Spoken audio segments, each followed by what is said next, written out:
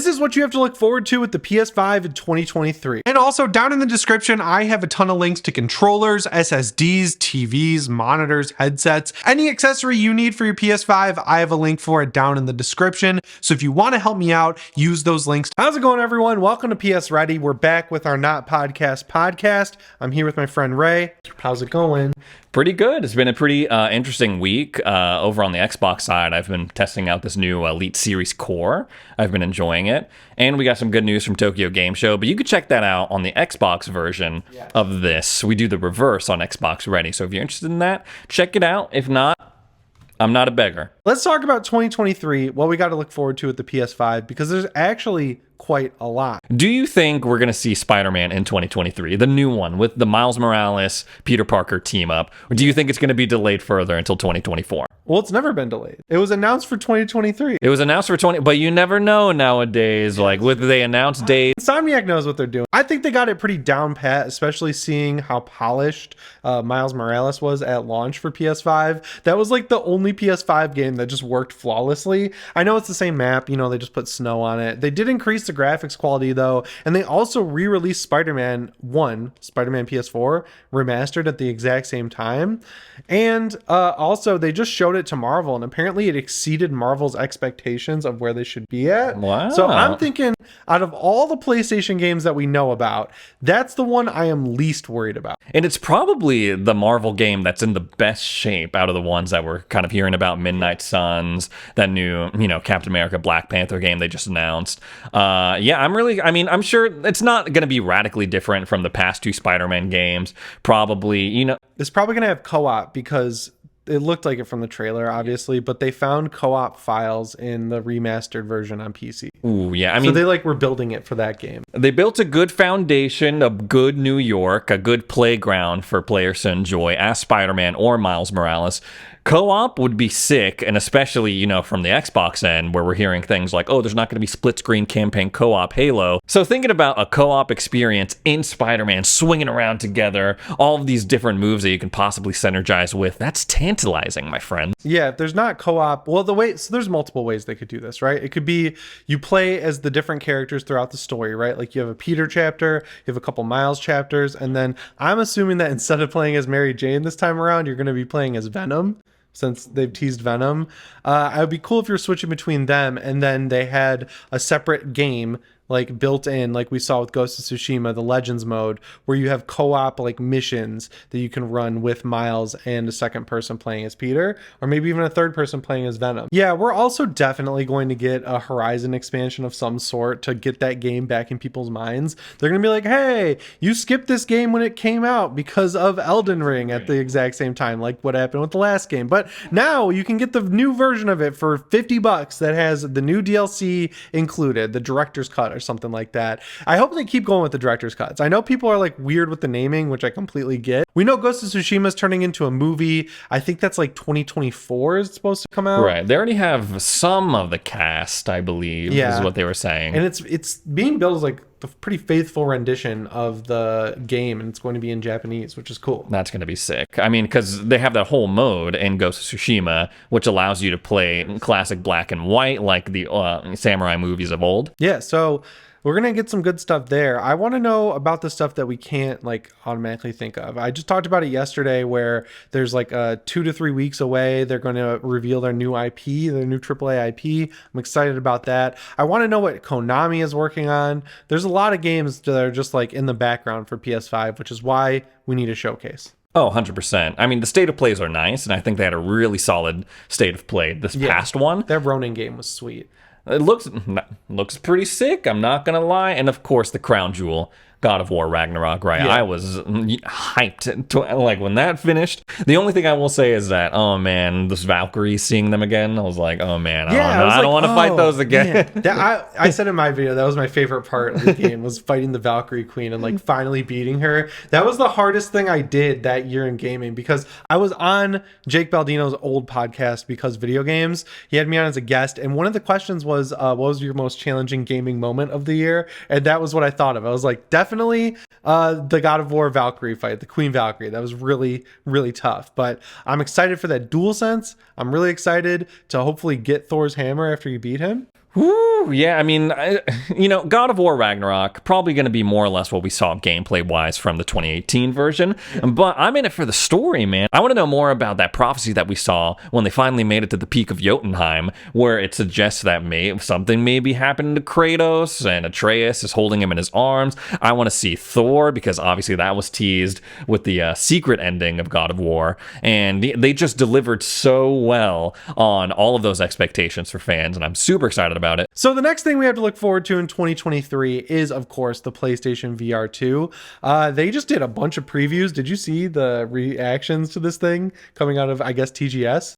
I haven't seen any reactions, Oh my God, but I remember people are like, this thing's gonna save VR. Like, I've never seen someone talk, or this many people all at once talking so positively about any VR headset ever. Interesting. Yeah, I mean, we've seen obviously a few iterations from a few different companies. Yes. And, the PSVR 1, it wasn't the game changer that I think a lot of us wanted. VR coming to console gaming, that's crazy. So it is interesting to hear some of that. And we know that Sony and PlayStation, they're gearing up with a lot of titles for the PSVR 2, which is very encouraging versus, the PSVR 1. Towards the end of that life cycle, they were like, okay, you want to fly around as Iron Man? That's about it, Yeah, but they're game really did not look very good. and they're stacking up with all of these new titles. It feels like just yesterday we were talking about, the Resident Evil 8 and Village. They're getting VR experiences. We're getting a Horizon VR experience for the V2. They just showcased on the State of Play that one road trip VR simulator or whatever. Yeah, but it's like awesome.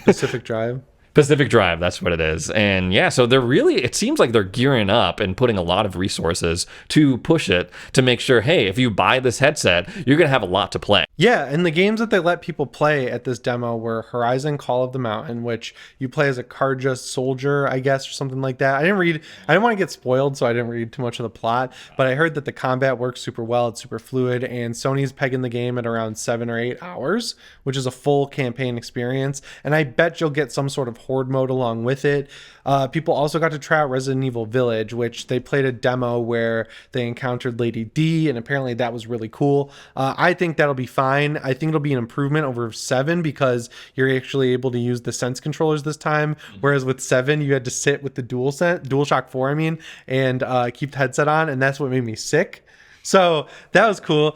Tales from Galaxy's Edge, that's getting boosted a lot. I don't really know why. That game has been re-released multiple times on VR. It's fine, but when the VR headset came out, the Oculus Quest came out, you could get Vader Immortal, and it was a really good demo for VR, but then it quickly got overpowered by all the actual games, and that's exactly what kind of happened with this. It's just like an ad for Galaxy's Edge. So that's the vibe I got. That was the least exciting title we've seen from the PSVR 2 in the State of Plays. It's $20. It felt like an ad for Disneyland. Yeah. It is cool to see Galaxy's Edge Batu as an actual place and not a theme park, but that's definitely the weakest game. Demio, they say it different. That game I've sunk hours into with just one map when it came out. It's like playing D&D with your friends from above the map, and it's really cool. I'm into that. I feel like the potential for VR tabletop experiences amazing. Is great. I mean, there are a couple of projects I've been keeping my eye on that are kind of following that same concept of building your own D&D campaign in the VR space on Quest, on these other VR platforms. But I feel like there's a lot of potential there for other developers if they wanted to develop a game similar to that. And so Demo, I saw that and I was like, I'm into it. Done. I'm a big D&D nerd. I'm really into the fantasy genre. So I was like, sold. Instant. Yeah, and as far as the hardware goes, I think this is going to be the VR headset to get, unlike when the PSVR 1 came out. It was already a quote-unquote budget option versus the other headsets you could get at the time, but this time around, they've got the best VR headset. I think the only thing that's really beating them is the Valve Index with its amazing headphones and the knuckle controllers, but the cost difference there is probably going to be massive. The Valve one costs around $1,000, I think, minimum. That's the buy-in. I don't want to give Sony too much credit, but I don't think they're going to charge $1,000 for the PSVR 2. I'm excited. Knowing that Portal just came to the Switch, I'm hoping that there's some sort of deal going on to get Half-Life Alyx onto the PSVR, because that is the cream of the crop best VR game. It's so good. I love that game. So the next thing I think we can look forward to for sure is at the very least a PS5 Slim.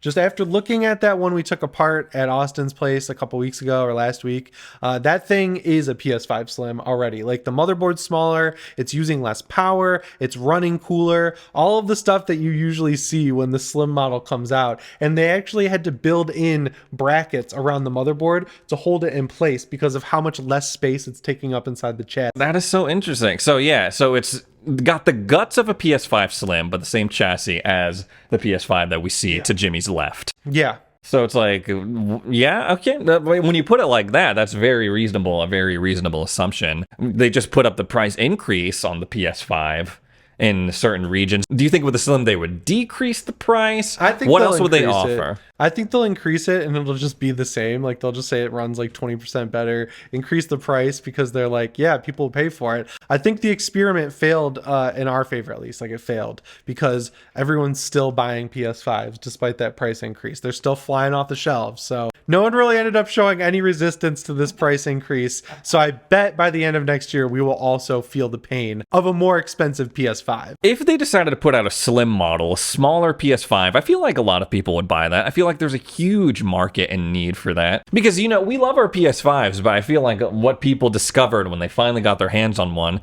it doesn't fit into their existing entertainment system. It's kind of awkward and bulky. You see these like kind of mounts on the walls and under the desk, but... I've seen those, yeah. Yeah, aesthetically, that's like not very pleasing. I mean, it's better than having it on the floor. It's better than having it take up a bunch of space on your desk. So yeah, I could totally see people going for a smaller PS5. Same experience, just smaller. Something that fits into their existing setup, desk, entertainment system, whatever. It'll probably be cheaper for Sony to produce as well. The one thing I think they're going to really have to make sure they keep, though, is the expandable storage, because that's such a killer feature of the PS5, because its onboard storage is so small. You need that extra slot. Like, you need it. Also, this is a little bit like maybe wishful thinking. That's one way to put it. PS5 Pro to release alongside the Slim. I think that's where the optics nightmare would start, where people are like, look, this thing's been out for 3 years and you haven't released a game that really takes advantage of it yet. Like, what are we doing here? Why do I need the Pro if I'm not even like using the full power of my current PS5? So I don't know. 2023 might be a little early for the PS5 Pro, but I'm telling you, it's going to happen. I just don't know when. Yeah, I mean, what would you even offer at that point if they decided to release the Pro? Like, you can upscale this PS4 game to 8K. In 120 FPS. They'd have to do it 4K 60. They'd have to be like, you can play games at native 4K 60 frames per second, which I know we've heard from other console manufacturers before. I know that was a huge talking point with the Xbox One X that we all got tricked into, but no, we still haven't gotten there with the PS5. A lot of the games are upscaled or like checkerboard rendered up. Yeah, same with the Series X. It's just hard to run at 4K 60. So yeah, it'd be cool if we could get a PS5 that not only can hold 60 FPS on every game. I'm looking at you, Dying Light 2. It would be cool if we could also get one that could hold 120 FPS at like 1080p. Like, that's what we're shooting for here. It's hilarious that they put 8K on the box because, like, let's be real, this thing's going to be gone before 8K is even ubiquitous. The last big thing I think we have to look forward to in 2023, the DualSense Edge. Yes, 2023. I was hoping it would be out this year, but they chose to announce it in the most bizarre way possible without a release date and without any actual features. Like, that was a render. That wasn't the controller. That was a render. Like, I was expecting, when I first heard about it and when I first saw it, I was like, oh, this is definitely going to be a holiday 2022 situation. And then... As you were just saying, no release date. It was a render. We haven't seen any physical versions of this out in the wild. So what is going on? Considering that we may get the PSVR 2 in February, spring of 2023, it wouldn't be too far behind that. I wish it would come before. Like, I feel like you build up to the PSVR 2. You don't release that and then just be like, oh yeah, also, here's this controller. You know, like, I wish it was like holiday this year. That feels totally reasonable, especially with this much cheaper Xbox Elite 2 out there. Like, you got to get that controller out. Like, announcing it with the render and then holding it for 6 to 8 months doesn't seem like the play. You know, how many people are going to buy a PSVR 2 and an Elite DualSense controller? I think a lot of people will buy the controller and a lot less people will buy the PSVR 2.